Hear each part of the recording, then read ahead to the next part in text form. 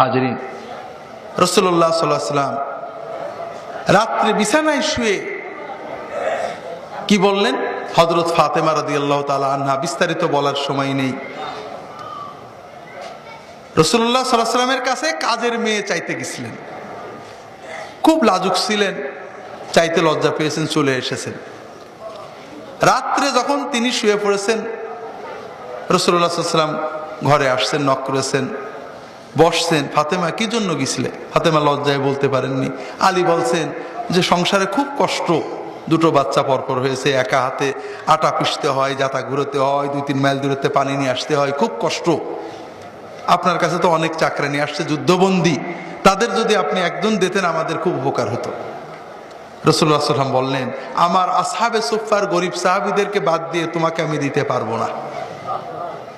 তবে তোমরা দুইজনেই যখন বিছানায় শোবে, শুয়ে শুয়ে 33 বার সুবহানাল্লাহ, 33 বার আলহামদুলিল্লাহ, 34 বার আল্লাহু আকবার পড়বে। যদি পড়ো, নিয়মিত পড়তে পারো, তাহলে একজন কাজের মেয়ের চেয়ে অনেক বেশি বরকত খায়ের আল্লাহ তোমাদের দান করবেন।